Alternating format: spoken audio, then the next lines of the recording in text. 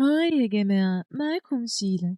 قصتنا بتبتدي ببنت اسمها أوتاجي عندها 16 سنة. حرفيا حياتها كلها بتتمحور حوالين فرقة شباب اسمها فيس، وبالأخص الشاب المثير الجامد قوي اللي اسمه تامن. بتفكرني بنفسي أيام ما كنت مراهقة ومجنونة كيبوب. حرفيا تامن بالنسبة لها مش مجرد أيدول، ده مشروع حب كامل متكامل. بنلاقيها قاعدة قدام التلفزيون مجنونة حرفيا، وتقول أنا المفروض أتحبس عشان الواد ده حلو زيادة عن اللزوم. وأهلها متعايشين مع الكارثة عادي جدا، إنما أخواتها بس لها نظرة ربنا يشفيك يا بنتي. أوضتها مليانة صوره وستاندات وحاجات خاصة، لدرجة إن لو حد دخل الأوضة هيقول دي مش فان، دي بتعبد الراجل ده. وفي يوم وهي قاعدة مستنية نتيجة سحب تذاكر الحفلة، كانت متوترة جدا وبتحاول بقى تقنع نفسها إن الدنيا عادي حتى لو ما خدتش تذكرة. لكن أول ما فتحت الرسالة واكتشفت إنها كسبت، فضلت تصرخ وتلف حوالين نفسها من الفرحة. تاني يوم راحت شغلها البارتي تايم عادي جدا، وهي شغالة في التدبير المنزلي، وطبعا بتشتغل عشان تدعم حبيبنا الفنان الخاص بيها. ما هي أكيد أهلها مش هيصرفوا عليها وعلى الواد اللي هي بتحبه، اللي ما يعرفش إنها موجودة على كوكب الأرض أصلا. وطلبت منها مديرتها إنها تروح مكان زميلة ليها لأنها تعبانة، ولما بصت على اسم العميل اتصدمت لأنه كان مكتوب تامن. بتقول لنفسها لا لا مستحيل، أكيد مش هو، الحظ مش بيطبخ لي كده، أكيد تشابه أسماء ومفيش أي احتمال يكون هو.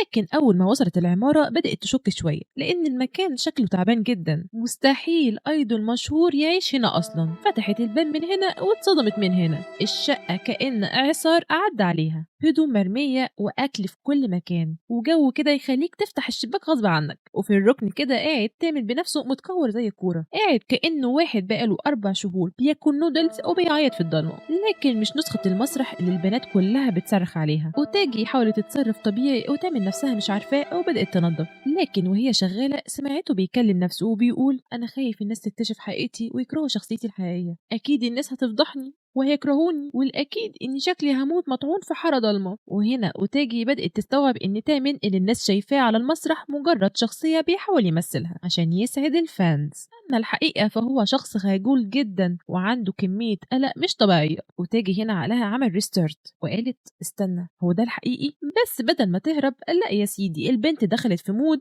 I can fix him، أنا فان ليك من زمان وشكرا إنك اتولدت أصلا. والواد بدل ما يفرح اعتذر، آسف إنك ضيعت حبك على واحد مزيف زيي. هنا أوتاجي اتحولت لمحامي جماعة الفانز المتحدة، اوعى تقلل من حب الفانز، احنا بنحبك سواء هادي أو مكتئب. وبعدين قعدت تمدحه لدرجة إنها تقريبا قالت له انت الثالوث المقدس شخصيا. ومن هنا بتبدأ أغرب علاقة بين فان مجنونة شوية أو شويتين وأيدول محتاج دعم نفسي 24 ساعة. وتاجي بقت بتيجي كل يوم تنظف الشقة وتطمن على تامن وكأنها مراته من غير عقد رسمي، وكل مرة تدخل تلاقيه قاعد في ركن جديد مكتئب بطريقة كرييتيف أكتر من اللي قبلها. مرة تلاقيه بيقول أنا مستحيل الناس تحبني، ومرة أكيد الفانز شايفيني مقرف، ومرة تانية كان ناقص يقول لها هسيب الحضارة وأعيش مع البطاريق. بس أوتاجي كانت حرفيا ماكينة دعم نفسي متنقلة، كل ما الواد يقع في حفرة اكتئاب تقوم شايلاله المعنويات بشومة. واكتشفت إن حبيبها الأيدول المسكين الغلبان عايش على النودلز الجاهزة، فقررت تطبخ له وتغذيه بقى وتقلبظه. وفي مرة عملت له أكل بإيديها الحلوين دول، تامن أول ما شاف الفراخ قعد يبص لها بشك إنه داخل فيلم جريمة،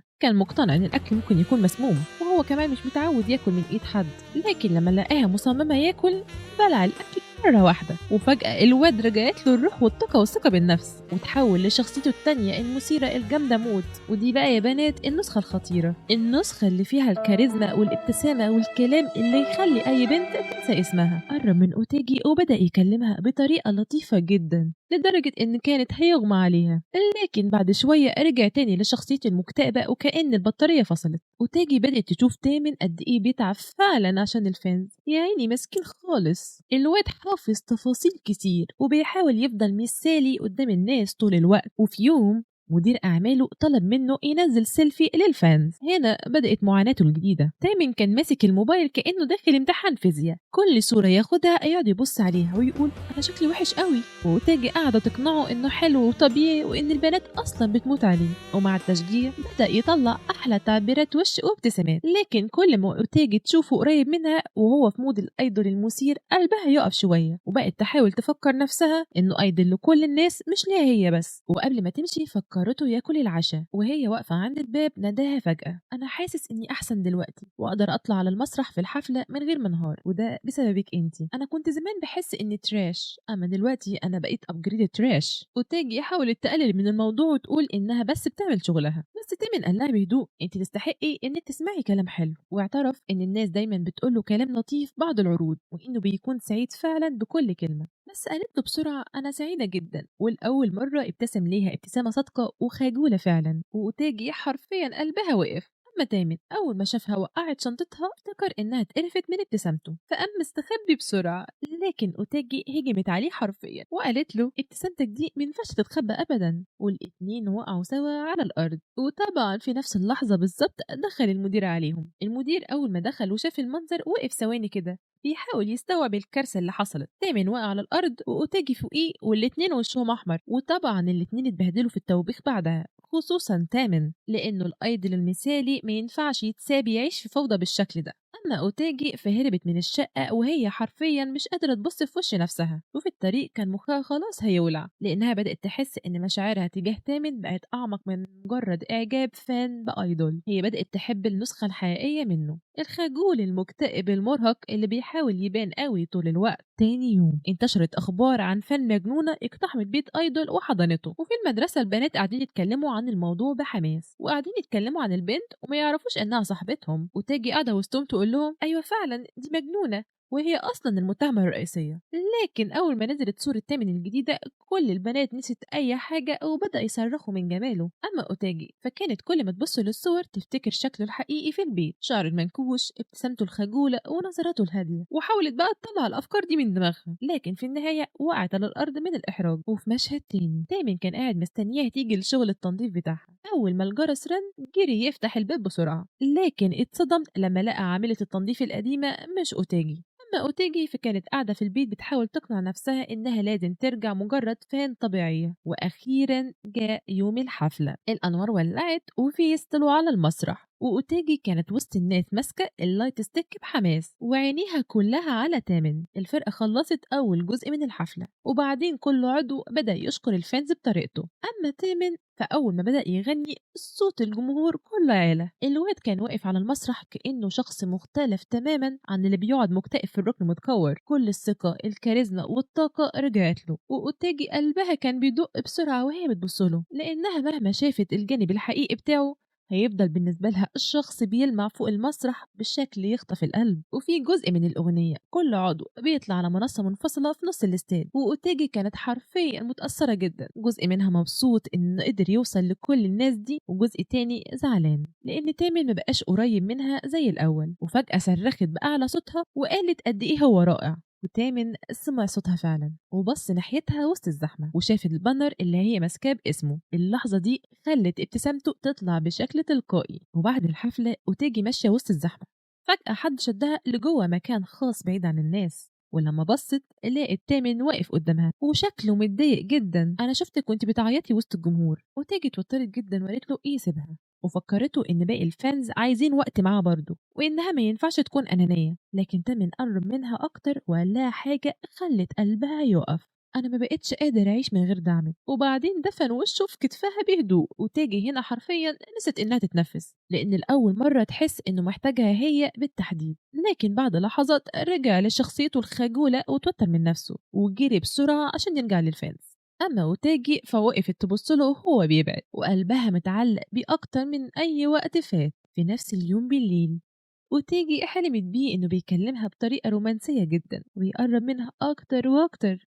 لكن أول ما كانت هتستمتع بالحلم صحت وزعلت إن الحلم مكملش. لكن مزاجها اتحسن بسرعة أول ما افتكرت إن معاها تذكرة الهاند شيك إيفنت. وتيجي كانت ماشية لتامن وهي مبسوطة بشكل يخوف. البنت حاسة إنها كسبت في الحياة لمجرد إنها تمسك إيده 5 ثواني. وهي في الطريق كانت قاعدة بتحسب قد إيه صرفت فلوس على فرقة فيس، لكن بدل ما تندم كان بتفكر إنها لازم تشتغل أكتر عشان تصرف عليهم. أول ما وصلت شقة تامن سمعت صوت خناق، ولما دخلت لقت تامن وقع على الأرض منهار وهو بيقول أنا عاوز أعتزل سيبني بقى. أما المدير فكان واقف رافض تماما فكرة إن تامن يسيب الفرقة، لأن الشركة صرفت عليه فلوس ومجهود كتير. وبمجرد ما المدير خرج يرد على مكالمة تامن بص لأوتاجي بعينيه الميتة حرفيا: أنا عاوز أهرب من إيفنت الهاندشيك الفكرة نفسها مرعبة قوي بالنسبة لي، مجرد تخيل إنه هيقف قدام ناس كتير ويكلمهم عن قرب كان مخليه عاوز يرجع. أنا خايف تكون إيدي مع الرئة أو الفانز يلاحظوا إني مختلف عن الصورة المثالية، وقعد يشتكي من لقب المثير الجامد. أنا مش فاهم أصلا ليه الناس شايفيني جذاب. وهنا أوتاجي انفجرت فيه إن الفانز مجرد يقفوا جنبك ده نعمة. تامن اتوتر من حماسها وقعد يعتذر بسرعة، لكن أوتاجي هدت بعدها وقالت له إن حتى شخصية المكتئبة لها سحرها الخاص. الكلام ده ريحه شوية، وفي النهاية وافق يكمل الحدث عشان الفانز. وهنا أوتاجي طلعت كنز مرعب، طلعت دفتر كامل كتب فيه كل حاجة عن تامن خلال آخر سنتين، طريقة كلامه، تعبيراته، ردود فعله، كل حاجة. تامن نفسه اتصدم وهو بيقلب في الصفحات لأنه لقى معلومات عن نفسه هو شخصيا نسيها، لكنه اقتنع بكلامها ووافق يتدرب معاها على الهاند شيك ايفنت، وقال لها تمثل إنها فان جاية الحدث. وتاجي اتوترت فورا، لكن قبل ما ترفض تامن افتكر إنها غالبا مش عايزة تضيع وقتها عليه. وتاجي دخلت في مود السم النهائي، أنا مستعدة أضحي بحياتي عشانك. وفجأة شخصية الأيدول المثير ظهرت وشدها قريب منه جدا،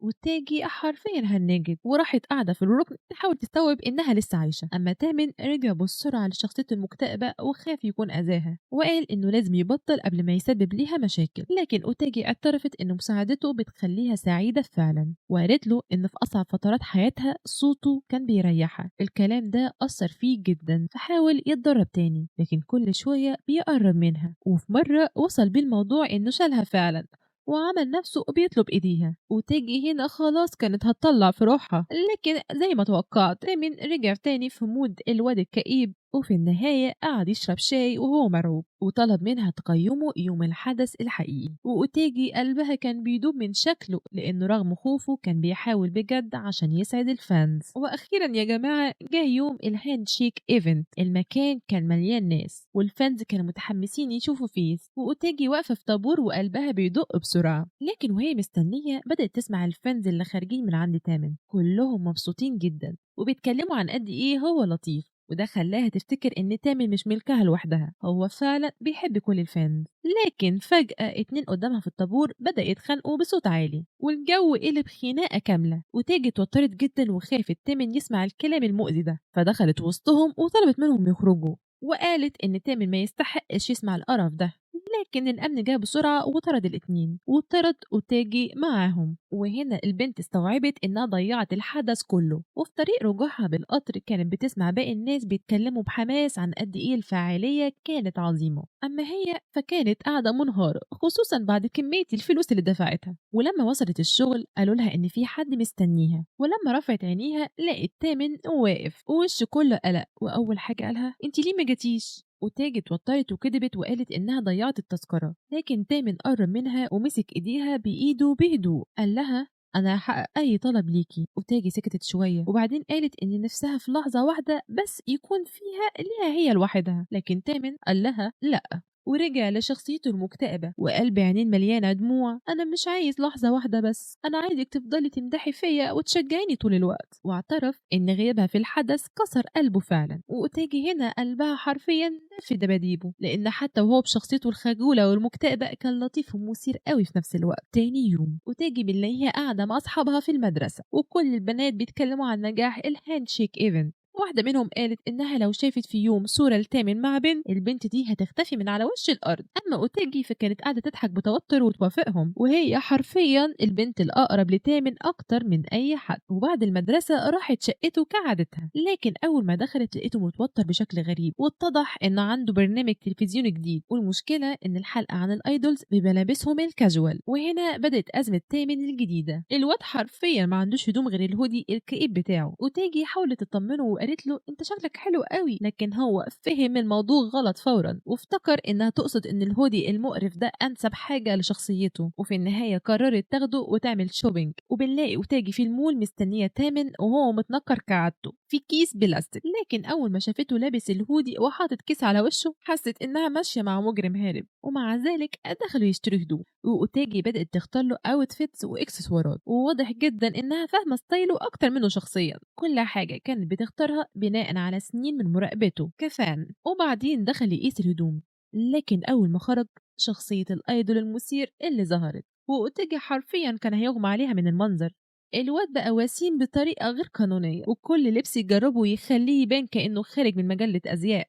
وفي مرة كان مش عارف يلبس إكسسوار معين، فقربت تساعده والاتنين بقوا قريبين جدا من بعض، وأوتاجي كانت حرفيا بتحاول ما تصرخش. وقرروا إنهم يشربوا حاجة بعد الشوبينج، وتمن سألها إذا كانت بتيجي المول ده كتير، فقالت له إنها عادة بتيجي مع أصحابها. وفي اللحظة دي شاف مجموعة طلبة ثانوي قاعدين بيلعبوا ويضحكوا، وبص ليهم بهدوء وقال لها أنا بغير من الحياة الطبيعية دي شوية. الجملة دي وجعت أوتاجي لأنها أول مرة تحس قد إيه تامن محروم من حياة بسيطة عادية. ولما حس إنه ممكن يكون بيبان نكر للنعمة، أوتاجي طمنته وقالت له إن طبيعي يتمنى يعيش براحة شوية. وبعدين سألته إذا كان قريب من باقي أعضاء الفرقة، لكن الجو بقى هدوء فجأة، وتامن اتوتر فورا وافتكر إنها اتصدمت من الحقيقة، وقعد يعتذر لها إنه مش قريب مع الباقي، بل وإنه المفروض يتحبس لأنه ضحك على الفانز. أما أوتاجي فكانت مبهورة أكتر، وقالت له إنه مجرد قدرته يمثل الشخصية دي قدام الناس طول الوقت يعتبر موهبة عبقرية. وأوتاجي ماشية لوحدها بعد ما خرجت من شقة تامن، خبطت فجأة في حد، ولما رفعت عينيها اتجمدت. أوري بنفسه، أمير فرقة فيس المدلل، الولد الغني الوسيم اللي البنات كلها بتموت فيه.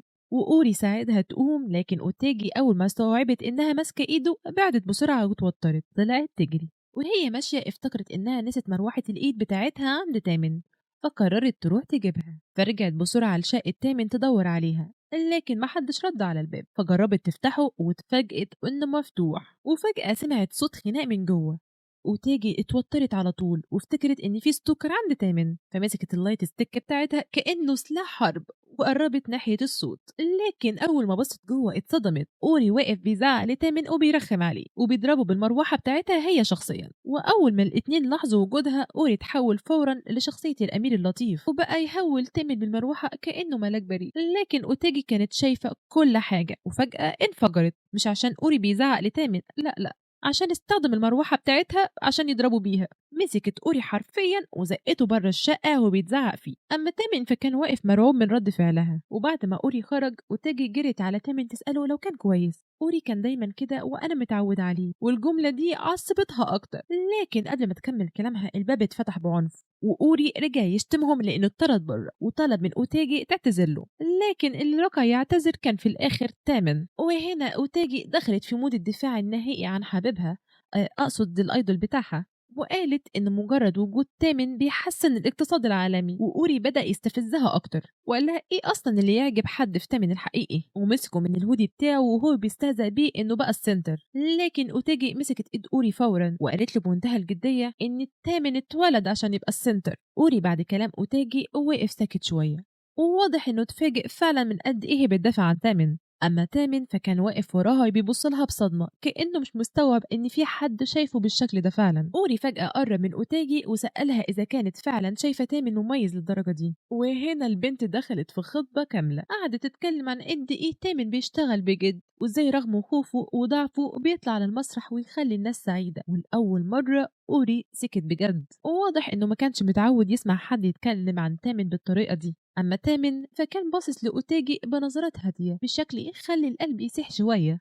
وفي النهاية أوري اتنهد وقال إن هيسيبهم يكملوا شغلهم. لكن قبل ما يمشي بص لتامن وقال له إنه عنده فان خطيرة جدا. وبعد ما خرج الهدوء رجع للشقة، ولما أوتاجي بتخرج بتلاقي أوري مستنيها تحت وبيقرب منها ويقول لها ممنوع تقولي لحد عن اللي حصل ده دلوقتي، لو كنت تقصد طبيعتك الحقيقية فأكيد مش هقول لحد. قولي لي انت عاوزة ايه بالظبط عشان اتأكد انك ما تفتحيش بقك. قلت لك دلوقتي اني مش هقول لحد، انا مش واثق فيكي. تحبي اخليه يعمل لك حاجة معينة انت عاوزاها؟ انا بقدر العب واثر فيه بسهولة. اتحولت أوتاجي الشرسة وبقت هي اللي تهدده انه ما يهانش تامن كده، وانها هتنهي حياته لو فكر بس يزعله. وهو مستغرب هي ازاي بقت بالقوة دي. لو انت قلقان ان افضح شخصيتك الحقيقية ما تقلقش، انا مش بهتم بالاشخاص اللي انا مش بحبهم. قصفت جبهته موتته من الاحراج. تاني يوم بتكون أوتاجي في المدرسة، وكانت قاعدة مبسوطة وهي بتقلب في موبايلها مستنية أي تحديث جديد يخص فيس. وفجأة ظهر إشعار بعنوان مين الوجه الحقيقي لفيس. أول ما شغلت الفيديو ظهر أعضاء الفرقة قاعدين كأنهم في وقت راحة عادي، وكانوا بيتكلموا عن الأغنية الجديدة. لكن فجأة اكتشفوا إن موضوعها عن كسرة القلب، هارت بريك. وفجأة الجو كله اتغير لأن اتقال لهم إن الأغنية الجديدة هيكون ليها سنتر جديد. الفرقة كلها سكتت مرة واحدة لأن من وقت الترسيم المكان ده كان دايما لتامن. لكن تامن كان أول واحد يتماسك، ابتسم بثقة وقال إن دي فرصة مثالية عشان يشوفوا مين أكتر عضو موهوب فعلا، وكمان يطلعوا أحسن أداء للفانز. وفي آخر الإعلان ظهر بانر بيقول إن هيكون في ميني سيريس من 5 حلقات، والأعضاء هيتنافسوا فيها على مركز السنتر الجديد. أما البنات في المدرسة حوالين أوتاجي فبدأوا يصرخوا ويتكلموا بحماس جنوني أول ما الإعلان خلص. لكن بالنسبة لأوتاجي الإعلان ده حسسها إن عالمها كله اتهز. بعد المدرسة راحت لتامن على طول وفضلت تقول له إن فيس أصلا مش محتاجين سنتر جديد. أما تامن حاول يهديها وشرح إن الفكرة طلعت أساسا عشان أوري كان دايما بيشتكي إن عمره ما أخد مركز السنتر، واعترف كمان إن أوري فعلا عنده الموهبة اللي تخليه يستحق المكان ده، ولو كسب في البرنامج فهو مستعد يتنازل عن مكانه. أول ما أوتاجي سمعته بيقلل من نفسه بالشكل ده تاني مسكته بسرعة ونزلته لمستوى عينيها وقالت له إن الفانز أكيد هيحترموا أي قرار ياخده، لكن إنه ما يحاربش عشان حلمه ده يبقى إهانة لنفسه. وتامن وقتها فعلا انهار واعترف إن ليلة المشروع مع تعلن فضل يعيط لدرجة إن المخدة اتغرقت دموع، وأوتاجي بقى بتمسح دموعه بهدوء. تاني يوم أوتاجي وصاحباتها اتجمعوا في أوضة وهما مستنيين أول حلقة من البرنامج الجديد بحماس وتوتر، وكلهم اتفقوا إن مهما حصل تامن لازم يكسب وإلا غالبا هيقتحموا شركة بنفسهم. وفجأة أوتاجي لاحظت إن البث بدأ والأوضة كلها سكتت فورا وكلهم ركزوا في الشاشة كأنها مباراة نهائي كأس العالم. وبعدين ظهر هيسوني وشرح إن الأغنية الجديدة لفيت اسمها رين، أغنية حزينة جدا بتحكي عن راجل بيخسر الشخص اللي بيحبه، وإن هدف المسابقة هو تحديد مين هيبقى السنتر للأغنية دي. وفي أول جولة كل عضو لازم يمثل مشهد أساسه الحزن، وأوري كان أول واحد يطلع وادوله ثواني يقرأ السكريبت وبعدها وقف في نص النص، وفجأة تعبيراته كلها اتغيرت بالكامل، صوته بقى مهزوز بشكل طبيعي جدا والأداء بدأ يطلع منه كأنه حقيقي فعلا. بعدها جاء دور تامن ووقف في النص زي ما أوري عمل بالظبط وقال نفس السطور تقريبا، بس كان في حاجة غريبة في أدائه. حزن أوري كان هادي ومكتوم شوية، أما تامن كان تمثيله زيادة عن اللزوم والدراما كانت أعلى من مود الأغنية نفسها، والحكام ما كانوش منبهرين قوي. وبعدين الأعضاء اتطلب منهم يمثلوا البكا وتامن للأسف طلع الأخير في الترتيب. بعد التصوير وكله قاعد بينظف المكان أوري قرب من تامن بابتسامته اللطيفة المزيفة دي، وأول ما اتأكد إن محدش مركز معاهم قرب أكتر وبدأ يرخم عليه بهدوء واتريق على أدائه وقال له إن حتى لو لسه فاضل 4 حلقات فهو ضامن مركز السنتر لنفسه. ولزيادة الرخامة قال له إن أوتاجي غالبا محبطة فيك دلوقتي. في نفس اليوم بالليل أوتاجي راحت لتامن ولقيته قاعد مكتئب كالعادة، وفي نفس الوقت بيدخل أوري وبيسألها إيه رأيك في أدائي؟ ما بتدلوش اهتمام وقاعدة تواسي في تامن، لكن أوري بدأ يتعصب فعلا ومش فاهم إزاي أوتاجي لسه بتدعمه حتى بعد ما شافت شخصيته الكئيبة دي. ومع الضغط اللي هو حسه فجأة مسك دراع أوتاجي وقال لها إنه لما يكون السندر لازم تيجي أوضته هو. أما أوتاجي اتلخبطت شوية وافتكرت إنه يقصد الشغل وقالت له إنها أصلا مش قادرة تاخد شفتات زيادة، وده عصبه أكتر. وقال بمنتهى الجدية إن لو كسب المسابقة أوتاجي لازم تبطل تروح شقة تامن وتيجي عنده هو بدل منه. وفي اللحظة دي تامن بدأ يفوق أول ما سمع أوتاجي وهي بتوافق على الرهان، عينه اتملت خوف واضح. وبعد ما أوري مشى الاتنين قعدوا في المطبخ وأوتاجي قدمت له كوباية شاي ساقع، وتامن وقتها اعترف بهدوء إنه من زمان جدا وهو نفسه يبقى أيدول وإنه فعلا بيحب كل الفانز بتوعه. رغم كل ده تامن عمره ما جرب الحب الرومانسي. سأل أوتاجي يعني إيه حب أصلا؟ أوتاجي اتوترت وقالت له إنه طول عمرها حبته هو بس، لكن حبها ليه مش عارفة تعتبره حب رومانسي ولا لأ. وفجأة تامن طلب منها تروح معاه مهرجان صيفي. أما أوتاجي اتلخبطت شوية لأن بالنسبة لها كل يوم مع تامن أصلا بيكون مهرجان، لكن تامن شرح إنه عشان يفهم الهارت بريك كسرة القلب لازم يفهم الحب نفسه، وحاسس إن المهرجان الصيفي ده ممكن يساعده. وكمان قال إن المهرجانات دي أكتر مكان الناس فيه بتعيش الرومانسية فعلا، وإنه عاوز يراقب الكابلز عشان يفهم شكل الحب بيبقى عامل إزاي. في يوم المهرجان تيجي واقفة مستنية تامن وهي مش واخدة بالها إنه واقف بعيد بيبص عليها شوية قبل ما يقرب، واضح إنه كان متوتر وبيتأمل شكلها. ولما وصل عندها أوتاجي عرفته فورا، لكن استغربت الباروكة اللي لابسها فشرح لها إن الحركة اللي بالكيس اللي بيحطه على دماغه بقت صعبة. وطبعا الاتنين ما كانوش واخدين بالهم إن أوري كان بيراقبهم من بعيد. وتاجي اقترحت إنهم يجربوا الألعاب لحد ما الألعاب النارية تبدأ، لكن أول ما لفت اكتشفت إن تامن اختفى، وبعد شوية لقيته ماشي لوحده مع نضارة مراقبة واقف يتابع الكابلز اللي حواليه. أما أوتاجي اتوترت فورا وحاولت توقفه عشان خافت الناس تبلغ عن الواد الغريب اللي بيراقب العشاق في المهرجان. وبعدين لعبوا ألعاب المهرجان وأوتاجي كسبت بسهولة لأنها محترفة في حاجات الفانز والحفلات. أما تامن فشل يكسب الأرنب المحشي وخد جايزة مواساة بس، وفي الآخر بدأ ينهار شوية لأنه مش فاهم الحب والمشي وسط الناس كان مرهقه جدا. أوتاجي شجعت تامن إن ما ينفعش يستسلم بالسهولة دي، وكلامها فعلا رجع له ثقته بنفسه شوية، وقعدوا يلفوا في المهرجان وياكلوا ويدخل شوية في جو شخصيته المثيرة اللي بتوقف قلب أوتاجي. وأوري واقف يراقبهم ومش فاهم طبيعة علاقتهم إيه. تامن راح يجيب مشروبات وساب أوتاجي لوحدها. أوري استغل الفرصة وحب يتكلم مع أوتاجي، وطبعا هو متنكر، وأوتاجي من غير ما تعرف إن الشخص المتنكر ده أوري بدأت تشرح له بهدوء إن تامن مش حاببها. ولما أوري حاول يلمح لها رفضته بلطف، لكن فجأة أوري نفسه اتلخبط شوية ومن غير ما يفكر قال لها انت شكلك حلو النهاردة بالأوتفيت ده. وواضح إن رؤيته للجانب اللطيف منها لخبطه هو كمان. وفجأة تامن ظهر وقال لأوري بغيرة واضحة ما يكلمش أوتاجي عشان دي حبيبته، ومن غير ما يستنى رد مسك إيديها وسحبها معاه. وبعد ما بعدوا شوية أوتاجي حاولت تهديه وقالت له إن وشه باين دلوقتي وهيتكشف، لكن بدل ما يرد عليها تامن قال لها فجأة إن هو كمان شايفها كيوت جدا بالأوتفيت ده. أما أوتاجي اتحرجت جدا وقالت له بدل ما يحاول يقعد يشوف الناس بيعملوا إيه يعتبر النهارده يوم إجازة طبيعي وخلاص، وإنهم يستمتعوا بالمهرجان كصحاب بدل ما يفضل مركز في فهم الحب طول الوقت. وأول ما سمع كلمة صحاب بدأ يعيط واعترف إن الصاحب الوحيد اللي كان عنده قبل كده كان بقع على الحيطة. وبعد كده قضوا وقت لطيف في المهرجان ورقصوا وجريوا ولعبوا ألعاب سوا.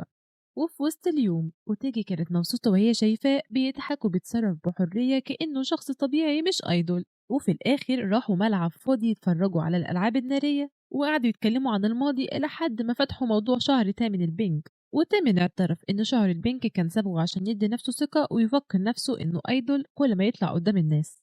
أما أوتاجي فافتكرت أول مرة ظهر بيه في برنامج المواهب وإزاي البنات كلها وقعت في حب وقتها. ومع الوقت اللون البنك نفسه بقى مرتبط بالحب بسبب تامن، لكن تامن قال إن ده بيحط عليه ضغط لأنه لازم يفضل قد صورة الحب اللي الناس شايفاها فيه. وأوتاجي حاولت تفهمه إن الناس بتحبه عشان هو بيجتهد وبيتعب مش عشان شكله، لكن تامن فضل يقلل من نفسه وقال إنه مش مميز زي أوري وإن الحاجة الوحيدة الكويسة فيه إن هو بيشتغل بجد، وإنه بيعمل كل ده عشان الفانز وعاوزهم دايما يبتسموا، ولأنه عايز الناس تحبه فبيرفض يبين أي جانب محرج من نفسه. وفجأة أوتاجي استوعبت إن اللي بيقوله ده يعتبر حب فعلا، وقالت له إن الحب مش لازم يبقى لشخص واحد، وإن بالنسبة له الحب الحقيقي هو حبه للفانز ورغبته إنه يسعدهم. وفي اللحظة دي الألعاب النارية بدأت أخيرا، لكن بدل ما يبص للسماء فضل باصص لأوتاجي وافتكر كل اللي عملته عشانه. تامن وقتها حس بإحساس دافي جواه وسأل أوتاجي إذا كان ده هو الحب، لكن أوتاجي اتوترت بسرعة وقالت له أنت غالبا متلخبط لأن عمرك ما كان عندك أصحاب قبل كده. وقال لها تامن إنه متأكد إن هيكسب الجولة التانية. وبنيجي بقى للجولة التانية وكانت عبارة عن سباق مائي،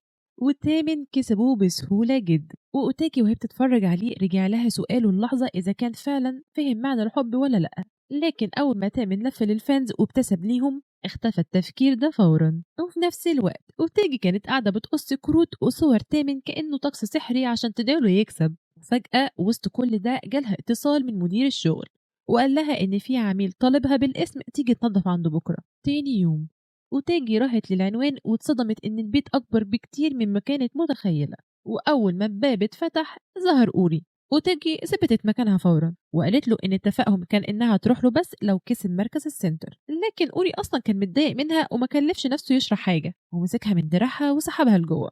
وبعدين عرفها إن البيت ده بيت أهله أصلا. من غير لف ودوران سألها مباشرة إذا كانت هي وتامن بيوعدوا بعض، والثانية وتنجي تخيلت نفسها فعلا مرتبطة بتامن، ولكنها رفضت الفكرة فورا واتضايقت من نفسها لأن بالنسبة لها تامن مش شخص ينفع تحتكره لنفسها، هو الشخص ملك لكل الفانز. وإخلاصها الغريب ده لخبط أوري فعلا، وفي الآخر قال لها تمشي لأنه سمع الإجابة اللي كان عايزها.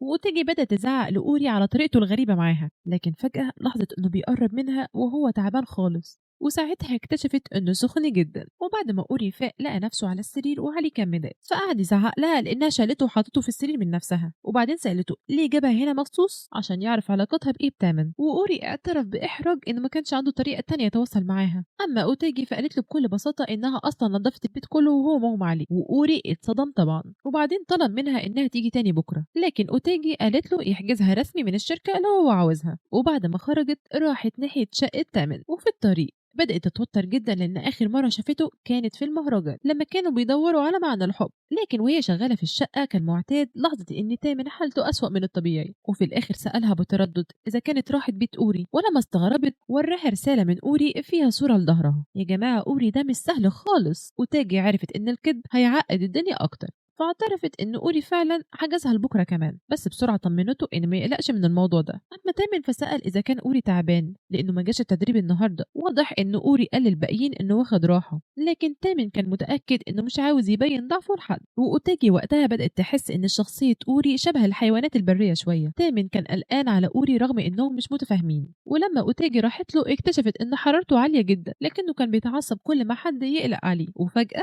تامن راح يزوره بنفسه وجايب له حلويات لأنه عارف إنه بيحبها، لكن أوري استقبله بالرخامة كالعادة. وفي الآخر شغل تامن مع أوتاجي في تنظيف حمام السباحة وهما بينضفوا. تامن اعترف انه بيخاف من أوري وحاسس انه كرهه، وبعدين حكى انه أوري زمان هو اللي ساعده اول ما وصل طوكيو ودعمه في الاختبارات، لكن بعد ما تامن كسب مركز السنتر شاف أوري بيعيط لوحده، ومن وقتها فضل حاسس ان سرق مكانه منه. تامن اخيرا قرر ينافس أوري بجد على مركز السنتر بدل ما يسيبهوله، وأوري فرح بالتحدي ده وفضلوا يرخموا على بعض ويلعبوا بالميه كانهم اطفال. ومع الوقت المنافسه اشتدت في الحلقات، لكن تامن بدا يتفوق فعلا. اما أوتاجي وصاحبتها فكانوا بيشجعوه بجنون. وقبل النهائي وتاجي قابلت أوري بالصدفة بعد ما خلصت شغل، وأوري شكرها على اهتمامها بيه وهو تعبان، واتكلموا شوية عن تامن، ومن غير ما تعرف تامن كان سامعها من بعيد. وفجأة أوري قرر يغير شروط الرهان وقال لها إنه هو لو كسب لازم أوتاجي تكون فان ليه، لكن هي ردت بسرعة وقالت إن تامن لو كسب فأوري يبقى فان لتامن. أما تامن فبدأ يخاف فعلا إنه يخسر أوتاجي، وبدأ يتدرب لحد ما ينهار من التعب. ولما أوتاجي شافته نايم غطته ببطانية، لكن فجأة شدها لحضنه وهو نايم، وده خلاها تقرر تشجعه بكل قوتها في النهائي. وفي يوم المسابقة الأخير تامن وأوري دخلوا هما مرهقين جدا، وتعلن إن الجولة النهائية هتبقى غنى فردي وكل عضو هيغني الأغنية لوحده. تامن غنى الأول وكل الأعضاء حاولوا يطلعوا أفضل أداء عندهم. صحاب أوتاجي كانوا مقتنعين إن تامن كسب، لكن هي حست إن في حاجة غلط في أدائه. وبعدها هيسوني انتقد تامن وأوري وقال إنهم ما كانوش في أفضل مستوى. أما أوتاجي بدأت تقلق على تامن بشكل أكبر وتحس إنها بقت تفكر فيه طول الوقت. وفي الآخر تامن وأوري اتكلموا لوحدهم واعترفوا إنهم رغم كل التدريب أدائهم ما كانش مثالي، والتامن اعترف إنه كان خايف يخسر الفانز لو فشل،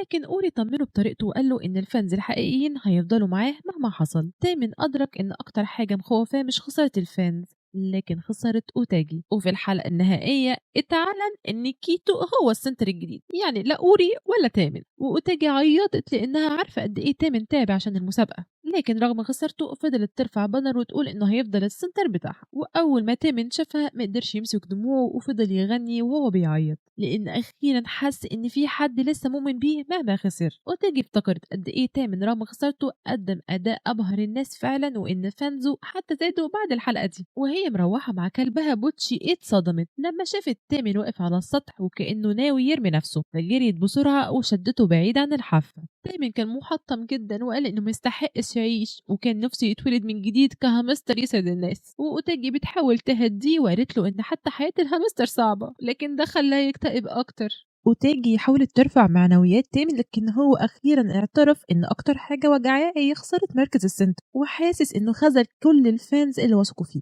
أما أوتاجي فطمنته إن بالنسبة للفانز الحقيقيين هيفضل السنتر مهما حصل، لكن بعدها تامن اعترف إنه خايف كمان يخسر أوتاجي نفسها، وخايف إنها تبدأ تحب أوري بدل منه. تامن انهار وفضل يترجى أوتاجي ما تبطلش تكون فان ليه، لدرجة إنه قال إنه مستعد يعمل أي حاجة عشان تفضل تدعمه. وفجأة حضنها من ظهرها وطلب منها تفضل جنبه حتى لو بقى شخص مش مهم. وأوتاجي اتكسفت جدا ووعدته إنها تفضل تشجعه دايما، لكن أول ما استوعبت إنه حضنها فعلا قلبها فضل يدق بجنون وحست إنها مش قادرة تستوعب اللي حصل. تاني يوم سجلوا مقابلة جديدة بعد نجاح الأغنية والمسابقة، وبعدين الدور جه على تامن وسألوه عن إحساسه بعد ما خسر مركز السنتر.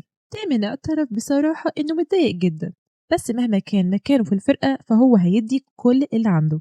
وكمان مدح كيتو وقال إنه رغم إنه أحيانا بيكون غبي شوية لكنه مغني رائع ويستحق المكان ده، ووعد الفانز إنه هيوريهم جانب جديد منه الفترة الجاية. أما أوتاجي فكانت بتتفرج من البيت وقلبها بيرفرف وهي شايفاه بيتكلم بثقة، لكن أول ما دخلوا غرفة الملابس الأقنعة كلها وقعت، وكيتو بدأ يضحك على قد إيه سهل يضحكوا على الناس. وأوري وصفه بالمقرف، لكن كيتو رد عليه بنفس الأسلوب. أما أوري فقال له بعصبية إنه فعلا بيهتم بالفانز بتوعه. وفجأة كيتو سأل أوري إذا كان يعرف البنت اللي كانت مع تامن فوق على السطح. أوري اتوتر فورا وحاول يمثل إنه ما يعرفش حاجة عن أوتاجي، لكن كيتو فهمه بسرعة. وفي الآخر أوري اعترف إن أوتاجي هي شخص ناوي يكسبه لنفسه، وشرح إنها مدبرة منزل تامن وكمان أكبر فان ليه. وبعد كام يوم أوتاجي رجعت شقة تامن كالمعتاد عشان تنظف، وكانت متأملة إنه يكون بدأ بتخطي صدمة خسارة مركز السنتر. ولما أوتاجي دخلت شقة تامن لقيته مرمي على الأرض ومتغرق دقيق، ففضلت تنظف فيه وتسحبه بالعافية. وبعد ما رجع طبيعي اعترف لها إنه كان بيحاول يعمل كيك والدقيق انفجر فيه،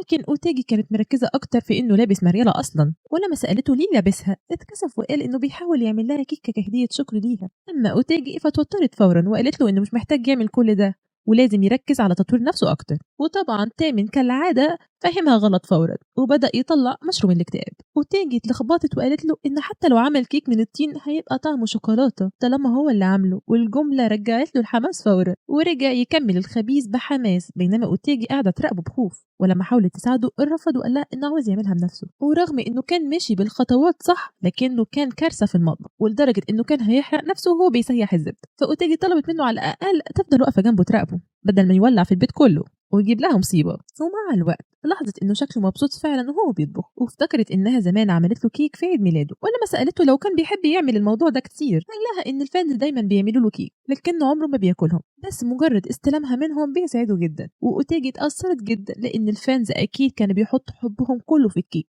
اول ما اتقالت كلمه حب تامن قرر يحط حبه هو كمان في الكيكه بتاعتها وبدأ يقلب الخليط بحماس زيادة. وتيجي كانت مبسوطة إن تامن عمل لها كيك بنفسه رغم إنه شكله كان مضروب شوية، لكن تامن بدأ يستخدم مود الأيدول المثير عشان يخليها تدوق الكيك وتقعد معاه، وده خلاها تقلق لأنه بقى متعلق بيها زيادة وعاوز اهتمامها كله. ولما حاول يمسح الكريمة من على وشها انتهى بيه الأمر إنه لحسه بنفسه. وأوتيجي اتصدمت وحست إن تامن بقى غيران ومتعلق بيها بطريقة قوية جدا. وفي الآخر قررت إنها لازم تحط مسافة بينهم قبل ما تعلقوا بيها بزيادة، وكانت بتحاول تقنع نفسها إن تامن بس متعلق بيها بسبب خسارته للسنتر. تاني يوم وهي ماشية قبل تريناتو بتنكر ومهووس بمنتجات الفرقة بشكل مضحك، وبعدها شافت تامن فجأة وهو فرحان جدا إنه قابلها، لكنها خافت إنه يدخل مود الأيدول المثير فهربت فورا.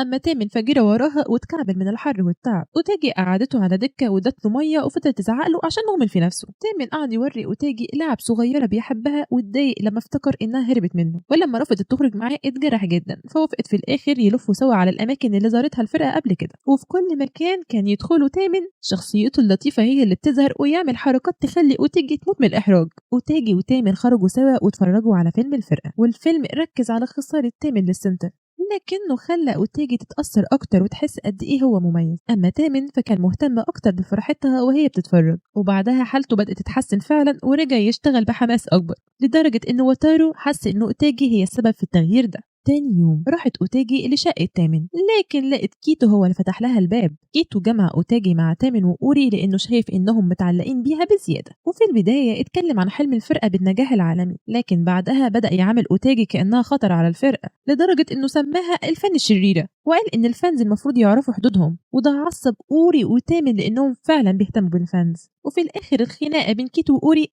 قلبت لهواش كبير بينهم، بس تامن كان قاعد في جنب كالعادة بيعيط. وأوتاجي بدأت تستوعب أخيرا إن أعضاء الفرقة علاقتهم مش مثالية زي ما الناس فاكرة. كيتو طلب من أوتاجي إنها تبعد عن تامن وأوري لأنها شايف إنها مأثرة عليهم بزيادة. يقوم بقى مين بقى يعمل بقى حركة يبوظ بها الدنيا كلها؟ يقوم بقى وتارو يقرر ياخدها مع الفرقة في معسكر الصيف لأنها الوحيدة اللي عارفة شخصيتهم الحقيقية، يعني من الآخر عارفة الوش التاني بتاعهم. وفي رحلة الشاطئ الأعضاء فضلوا يمثلوا صورتهم المثالية قدام الكاميرات. أما أوتاجي فكانت متوترة إن تامن ممكن يغلط قدام الطاقم. وفي الآخر وهما بيلعبوا كورة على الشاطئ فضلت تبص لتامن من بعيد لحد ما الكورة وصلت عندها بالغلط. أوتاجي رجعت الكورة لتامن بأدب، لكن لاحظت إن كيتو قاعد بيراقبها قررت إنها تحاول تثبت له إنها مش خطر على تامن. أما حبيبنا أوري بدأ يغير لأنه لاحظ إن أوتاجي طول الوقت مركزة مع تامن بس، ولما التصوير بدأ ضرب كورة قوية ناحية تامر. مين الغيرة؟ طبعا بعدها تامن دخل في مود اكتئابه ورفض يطلع من الأوضة، وأوري وكيتو بدأ يتخانقوا معاه لحد ما أوتاجي استخدمت مروحته التشجيعية وقالت له يبتسم،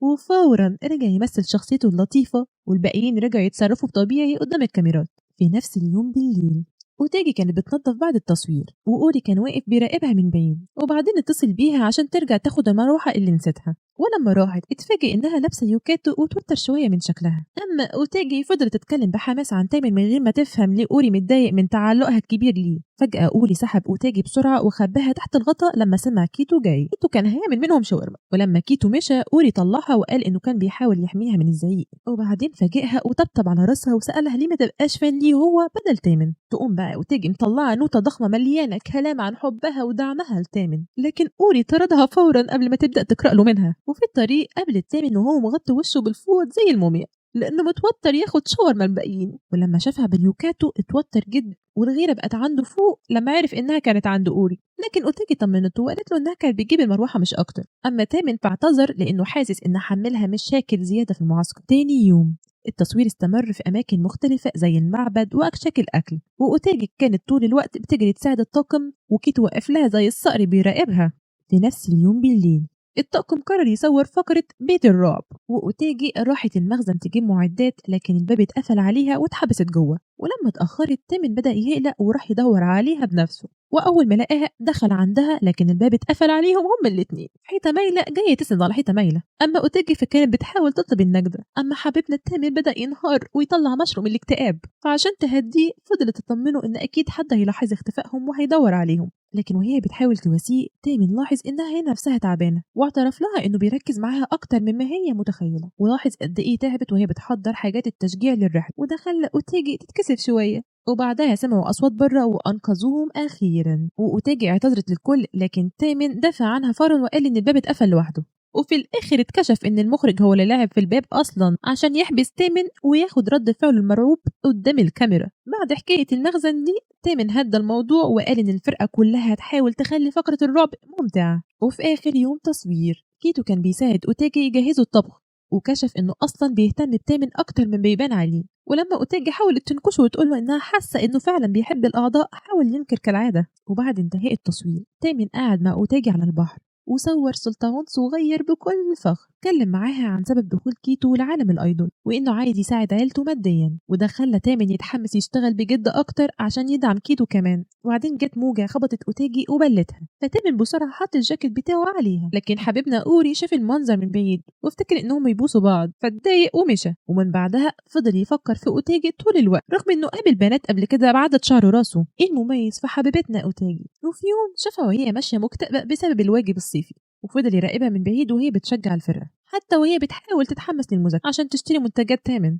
وفي الآخر وهي ماشية قابلت تامن بالصدفة وهو راجع بعد ما استلم هدومه وهدوم أوري، وتاجي اتصدمت لما استوعبت إن تامن وأوري فعلا طلاب في مدرسة زيها وقريبين من سنها. لكن تامن وضح لها إنهم أصلا مش عايشين حياة مدرسية طبيعية لأن دراستهم بتكون بالليل. ولما عرف إنها خارجة تذاكر عرض عليها تذاكر عنه لكنها رفضت فورا لأنها شايفة بيته مكان مقدس ما ينفعش تدخله إلا للشغل. يعني يا أوتاجي ما ينفعش تدخلي بيت فيه رجالة؟ لا لا، ده مكان مقدس. فقرروا يذاكروا في الحديقة بدل من كده. لكن فجأة ظهر كيتو واتخانق معاهم عشان بيتصرفوا براحتهم بزيادة في الأماكن العامة، وفي الآخر خدهم كلهم لوكشة عشان يذاكروا في شقته. وهناك بدأ يهتم بتامن بطريقة مفاجئة وفضل يحط له واقي شمس ويزعق له عشان مهمل في نفسه. أما أوتاجي فبدأت تلاحظ إن علاقة كيتو وتامن بقت أقرب أصلا، ولدرجة إنها تمنت للحظة لو كانت ولد عشان تقدر تبقى مرتاحة وقريبة من تامن بنفس الطريقة. وقبل ما يمشي كيتو اعترف لأوتاجي إنه كان غلطان فيها وإنه لاحظ قد إيه وجودها حسن من حالة تامن وخلى أوضته وحتى نفسيته أحسن. كيتو أخيرا اعتذر لأوتاجي واعترف إن مش كل الفانز ناس سيئة وإنه كان فاهمها غلط. أما تامن فكان مبسوط لأنه علاقته بكيتو بدأت تتحسن، ولاحظ إن كيتو بدأ يهتم بيه لدرجة إنه بيزعق له بدل ما يتجاهله. وفي نفس الوقت أوري كان واقف بره يتنصت عليهم كالعادة. أما أوتاجي فبدأت تركز في واجبها، وتامن كان مستغربها لأن أول مرة يشوفها وهي بتذاكر أصلا، وقال إنه سعيد إنه اكتشف إنها طالبة عادية زيه. ولما حاول يقلل من نفسه أوتاجي دخلت في وضعية الدعم فورا وقالت له إنه كنز العالم. وبعد شوية تامن بدأ يمدحها لأنها شاطرة وبتجتهد بجد، واعترفت له إنها ضعيفة في العلوم، وده خلاه يعجب بيها أكتر قد إيه بتتعب عشان تنجح. ولما وقفت قدام مسألة رياضيات حاول يساعدها لكنه فشل وبدأ ينهار ويعتذر إنه مش طالع شاطر زي ما كان عايز. فأوتاجي حبيبتنا فضلت تشجعه كالعادة، وفي نفس اللحظة أوري شاف إن ده الوقت المثالي يتدخل لأنه في نفس صف أوتاجي ويقدر يساعدها، هيعمل فيها بقى السوبر هيرو. أما تامن فاقترح يشجعها بشخصية الأيدول المثير في الشخصية الكئيبة، لكن أوتاجي قالت له إن استخدام الشخصية دي بالشكل ده مضيعة، وده جرحه فعلا لأنه شايف إن أي حاجة يعملها ليها عمرها ما تكون مضيعة. تامن اعترف لأوتاجي إنه مش عاوز يكون مصدر قوتها بشخصية الأيدول المثير، هو عاوز يدعمها ويساعدها كشخصيته الحقيقية كمان. أما أوري فكان واقف بره متضايق جدا من اتجاه الكلام، والأول مرة بدأ يفكر بجد لو أوتاجي قالت إنها بتحب تامن فعلا هو هيعمل إيه، وده رجعه لذكريات أهله مشهورين والضغط اللي عاش فيه طول عمره، ومن ساعتها وهو صغير وهو مقتنع إنه لازم يكسب في أي حاجة يدخل فيها، وعشان كده قرر إن مهما كانت علاقة أوتاجي بتامن فهو هيخليها تختاره هو في الآخر. وفجأة دخل عليهم بثقة وقال إنه هيقعد يساعد أوتاجي في المذاكرة، والجو بينهم بدأ يكون غريب، وأوري بدأ يضايق تامن بالكلام كالعادة. أما أوتاجي فكانت بتحاول تخلي تامن يقول الحاجة اللي كان عاوز يقولها قبل ما أوري يدخل، لكن تامن ابتسم ابتسامة بسيطة وخبى الكلام وبدأ يقلل من نفسه تاني، فاستغل أوري الفرصة دي وزود عليه كمان. لكن أوتاجي وقفت قدام تامن فورا وقالت له إن الفانز بيحبوه لأنه بيتعب أكتر من أي حد، وتامن اتأثر جدا وسألها إذا كان يقدر يعمل حاجة ليها، مجرد وجودك كفاية بس. لكن أوري قطعه فجأة وقال له يروح يجيب حلويات، وتامن كتكوت مسكين بيسمع الكلام جرى فورا ينفذ الطلب. وأوري بقى حبيبنا الشرير فرح أخيرا إنه بقى لوحده مع أوتاجي، وبدأ يساعدها في المذاكرة بطريقته الأميرية، وبدأ يستخدم سحر المعتاد لدرجة إن أي بنت تانية كانت هتقع في حبه فورا. لكن أوتاجي بكل براءة قالت إنها سعيدة جدا لأنها أخيرا فهمت إزاي تامن بيتعامل مع شخصية أوري الأميرية على المسرح، وده خلى أوري يكتئب لأنه حتى دلوقتي مش شايفاه بشكل رومانسي أصلا. وفي نفس الوقت حبيبنا تامن كان بيشتري الحلويات وقاعد بيدور على الحاجة اللي أوري بيحبها، بس وقف محتار لأنه اكتشف إنه ما يعرفش أوتاجي بتحب إيه فعلا. ولما رجع الشقة شاف أوري ماسك أوتاجي واتجمد مكانه. أوري بقى يحاول يبرر له إن ده مجرد فان سيرفيس، خدمة بس للفانز، لكن تامن شال الكيس من على وشه وسحب إيد أوري بعيد عنها بهدوء حازم، وقال له إن أوتاجي أكيد مش هتحب التصرف ده. وبعد ما الجو هدى أوتاجي بدأت تتكلم بحماس مع تامن عن الحلويات اللي جابها. أما أوري فبدأ يحس أن قلبه بيوجعه لأن مهما حاول أوتاجي لسه مركزة على تامن، وأوتاجي نصحته أنه يبطل يدي الفان سيرفيس دي بسهولة ويحترم مشاعر الفانز اللي بيحبوه فعلا. وساعتها أوري استوعب أخيرا أن الموضوع مش مجرد كرامة أو منافسة، هو فعلا وقع في حب أوتاجي. في برنامج بقى ناتسوكي للاستشارات أوري كان ضيف معاه يساعد في الرد على مشاكل الفانز، وأول سؤال كان عن بنت بتحب شخص قلبه متعلق بحد تاني، وده خلى أوري يتوتر جدا لأنه هو في نفس الموقف. لكن في الآخر نصحها إنها تعترف بمشاعرها وتبين للشخص ده قد إيه هي مميزة. تاني يوم في المدرسة جت مدرسة جديدة اسمها أسوكا، وكانت لطيفة جدا لكن صارمة في الدراسة. وأوتاجي اكتشفت بالصدفة إنها فان لفرقة فيز زيها لما شافت معاها منديل الفان كلوب، ولما عرفوا إن أوتاجي بتشجع العضو الأحمر وأسوكا تشجع الأصفر اتحمسوا جدا وقعدوا يتكلموا عن الفرقة. وبعد المدرسة أوتاجي راحت تشتري أدوات تنظيف، وهناك لفت نظرها منتج ليب جلوس عليه اسم ناتسوكي، وفجأة ناتسوكي نفسه ظهر لأنه افتكرها من معسكر الصيف. أول ما شاف أوتاجي قعد يقيم شكلها بثقة وقال إن الليب جلوس الخوخي هيليق عليها، وقبل ما تستوعب كان حاطه بنفسه على شفايفها بكل أريحية. رجالة الفرقة دي محتاجة تتربى، وأوتاجي اتصدمت من جرأته لكنه قال تحتفظ بالعينة وتجرب ألوان تانية كمان. ولما راحت شقة تامن لاحظ الليب جلوس فورا وتوتر جدا لدرجة إنه قفل الباب في وشها فجأة من الصدمة، وبعدها اعترف إن شكلها الجديد ده خلاها تبان أنضج وده خلى قلبه يتلخبط. أما أوتاجي يا عيني افتكرت إنه كره شكلها أو فاكر إنها حاطة ميك اب عشان تلفت انتباهه، ولما قربت منه هرب واستخبى في الدولاب وطلب منها ما تقربش منه، وده خلاها تكتئب وتفتكر إن علاقتهم باظت خلاص. لكن تامن طمنها فورا وقال إنه مستحيل يكرهها، واعترف بخجل إن الليب جلوس مناسبها جدا وإن شكلها ناضج جدا.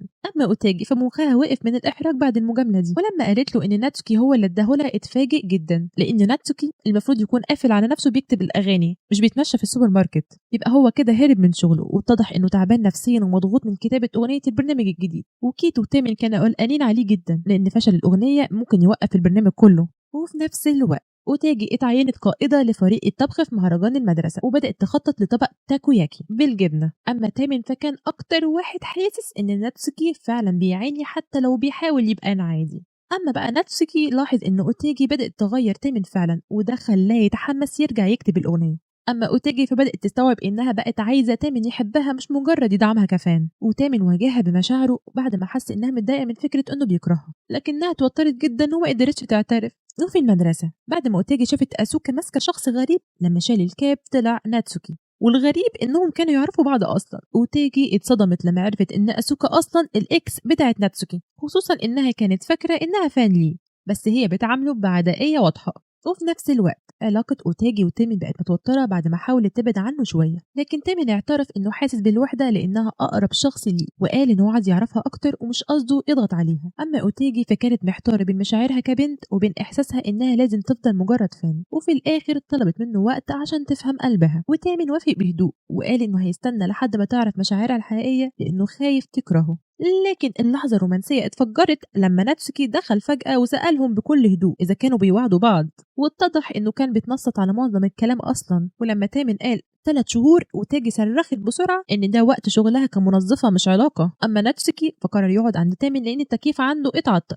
ناتسوكي بقى قعد عند تامن وبدأ يحكي ماضيه مع أسوكا، واتضح إنه قبل الشهرة كان بيغني في الشارع وحياته كانت صعبة جدا، ولما كان تعبان ومفلس أسوكا كانت هي أول واحدة ساعدته وادته أكل، ومع الوقت بدأت تسمعه دايما وتشجعه على الموسيقى. وبالرغم إنه كان بيقول عليها إنها مزعجة جدا إلا إنه بدأ يتعلق بيها جدا. وبعدها اشتغل في محل التاكوياكي بتاع العيلة بتاعته وبقى قريب منها جدا، ومع الوقت علاقتهم اتحولت لحب. وفي نفس الوقت كان بيجري ورا حلمه في الموسيقى وبيقدم في اختبارات الأداء، وأسوكا كانت دايما بتدعمه وتحتفل معاه لحد ما طلبت منه يوم إنه يعزف لها أغنية من تأليفه لو كسبت بطولة الجودو الوطنية. ومن بعدها ناتسوكي بدأ يجتهد أكتر عشان يحقق حلمه ويخليها فخورة. وفي النهاية وصل له خبر إنه اتقبل في المرحلة النهائية لاختبار مهم جدا في عالم الموسيقى. ناتسوكي حكى إنه حياته اتدمرت يوم ما أبوه حاول ياخد فلوسه بالقوة، وهو بيتخانق مع أسوكا وقعت من على السلم واتكسرت رجليها، وده خلاها تضيع بطولة الجودو اللي كانت بتحلم بيها. ومن الصدمة ناتسوكي حتى ما قدرش يروح اختبار الأداء المهم بتاعه. لكن أسوكا اتعصبت أكتر لما عرفت إنه ضيع حلمه بسببها، وطلبت منه ما يشوفهاش تاني. ومن بعدها فقد حماسه للحياة والموسيقى لحد ما دخل عالم الايدولز مع فرقة فيس، لكنه فضل حاسس انه ما يستحقش السعادة، ونهار وهو بيحكي القصة ونام من التعب. اما تامن بدأ يحس بالذنب لانه عمره ما سأل اعضاء الفرقة عن معاناتهم الحقيقية. وتاجي اقترحت يكلموا اسوكا عشان يساعدوا ناتسوكي، ولما راحوا يراقبوها لقوها بتصور نوبة ناتسوكي بتاعتها بحب، وده أكد إنها لسه مهتمة بيه. أما تامن فكان متوتر من فكرة التجسس عليها، لكن أوتاجي قالت له إن اهتمام الناس أحيانا بيكون شيء يفرح الشخص. وفي الآخر قرروا يقربوا منها ويتكلموا معاها وكأنهم أصحاب قدامى. أسوكا أول ما شافت تامن شكت فيه ورمته على الأرض، لكن الكيس وقع من على وشه وظهر بهيئة الأيدول المثير. ساعتها هي أوتاجي اتصدموا من وسامته بشكل مبالغ، لدرجة إن أوتاجي فقدت وعيها تاني لما بدأ يعمل الفان سيرفيس بوش المثير ده. وبعد ما فاقت تامن شرح لأسوكا حالة ناتسوكي وإنه حاسس بالذنب لأنه فاكر إنه دمر حياتها. لكن أسوكا اتفاجئت لأنها هي كانت فاكرة إن ناتسوكي هو اللي بيكرهها، واعترفت إنها كانت سعيدة جدا لما شافته نجح كأيدول، وإنها بتحب أكتر نسخة منه وهو بيشتغل بجد، بس رفضت تقابله لأنها شايفة إنه هو دلوقتي أيدول وهي مجرد فان. أما تامن قال لها إن الأيدولز برضو بشر عاديين ومن حقهم يعيشوا مشاعرهم، وكلامه أثر فيها جدا لدرجة إنها قالت إن عمرها ما تخيلت إن تامن لطيف بالشكل ده. وفي الآخر بدل ما تقابل ناتسوكي ورتهم حساب سوشيال ميديا سري، ولما ناتسوكي شاف الحساب اكتشف إنها كانت بتدعمه من أول يوم ظهر فيه، وإنها لسه لحد دلوقتي بتتابعه وتشجعه. وآخر بوست كان صورة ليه ورسالة بتقوله يفوق لنفسه، وده وجعه جدا لأن فهم إنها عمرها ما بطلت تهتم بيه. وتاجي راحت شاقت تامن كالمعتاد ولاحظت إنه متحمس ومتوتر بزيادة، ولما سألت ناتسوكي عرفت الصدمة. فرقة فيس هتزور مدرستها في المهرجان، وده خلى أوتاجي وأسوكا يدخلوا في حالة ذعر. وفي يوم المهرجان المدرسة كانت مقلوبة حرفيا لأنه نص الطلبة فانز للفرقة. أما أوتاجي فكانت شغالة بحماس رهيب في كشك التاكوياكي. وبعد شوية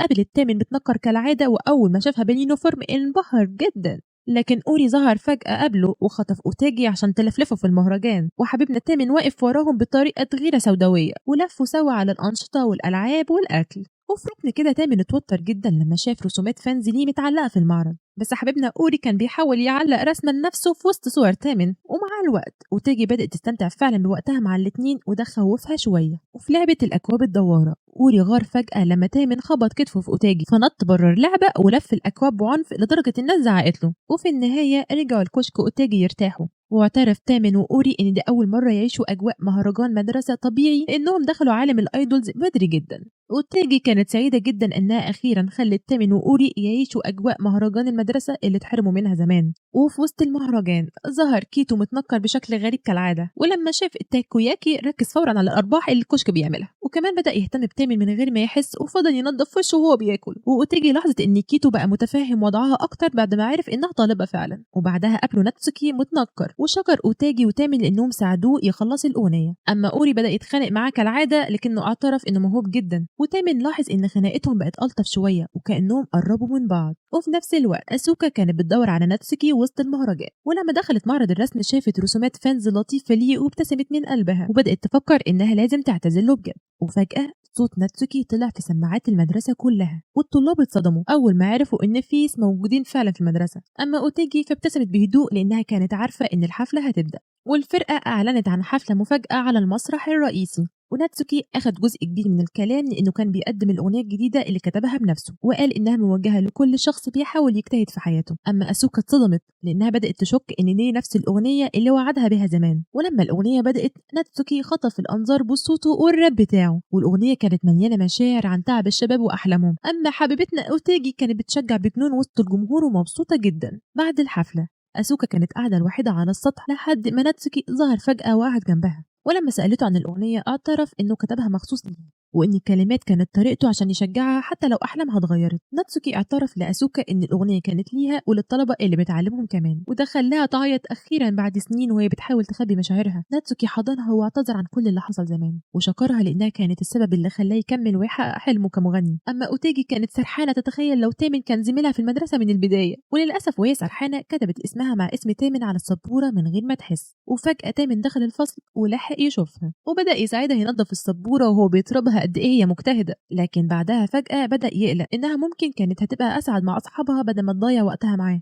ولدرجة إنه اتحرك ناحية الشباك بشكل درامي كأنه هيرمي نفسه. أوتيجي سحبته بسرعة وقالت له إنها فعلا استمتعت بوقتها معاه، لكن تامن فهم كلامها بطريقة غلط كالعادة وافتكر إنها مبسوطة لأنها مع الأيدول اللي هي بتحبه. والجو بينهم كان متوتر جدا، بس سمعوا طلبة جايين عليهم. أوتيجي سحبته بسرعة ورا الستارة عشان يستخبوا، بس بسبب الحركة دي انتهى بيهم الأمر وهي فوق على طول في وضع محرج جدا جدا جدا. أوتيجي أخيرا اعترفت لنفسها إنها بتحب تامن فعلا مش كأيدول، لكن خوفها من مشاعرها خلاها تهرب قبل ما تعترف له وتقرر بقى تستقيل من شغلها. أما حبيبنا تامن الكيوت لما عرف إنها سابت الشغل انكسر تماما. وفي نفس الوقت أوتيجي كانت بتحاول ترجع مجرد فان عادية، لكن حتى أحلامها بقت مليانة بنسخة الأيدول المثير لحد ما ظهر لها في النهاية في الحقيقة. تامن قلق عليها جدا لدرجة إنه راح بيتها بنفسه بعد استقالتها، وأوتيجي حاولت تبعد عن تامن وخبت كل حاجته من أوضتها. أما إخواتها فافتكروه ستوكر وهو بيحاول يكسب رضاهم بتنظيف البيت، وخلال ده اكتشف إن أوتيجي كان عندها شغف بالطبخ من قبل ما تبقى مهووسة بالفرقة. وفي النهاية اعتذر لأنه حاسس إنه هو السبب في تعبها، وقال إنه هيدعم أي قرار تختاره حتى لو هو بعيد عنها.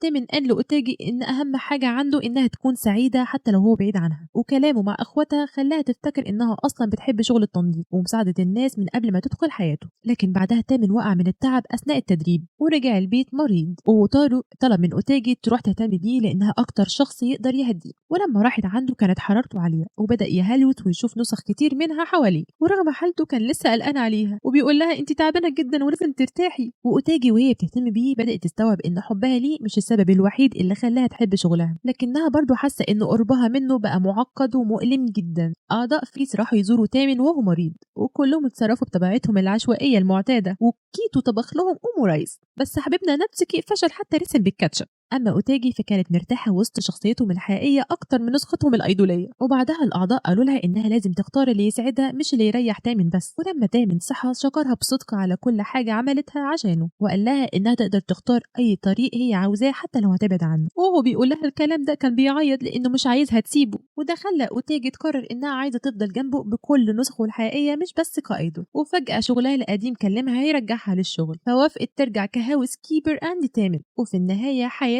رجعت لطبيعتها. تيجي بقت تشجع تامن من جديد وتملى اوضتها بحاجته، وفي نفس الوقت مشاعرها ليه كانت بتكبر اكتر واكتر. بس كفان يا ترى من يكبروا اكتر ممكن يكملوا في قصة حبهم ولا هتفضل علاقتهم كده؟ وبكده انتهى الانمي. هستناكم في ملخص الانمي الجاي. باي باي. كانت معاكم شيلا، اشوفكم في ملخص الانمي الجاي. باي باي. ما تنسوش تشتركوا وتفعلوا الجرس عشان يوصل لكم كل جديد، وكمان تشتركوا في قناتنا التانية آسيا شرارة لملخصات الأفلام والمسلسلات الآسيوية الرومانسية.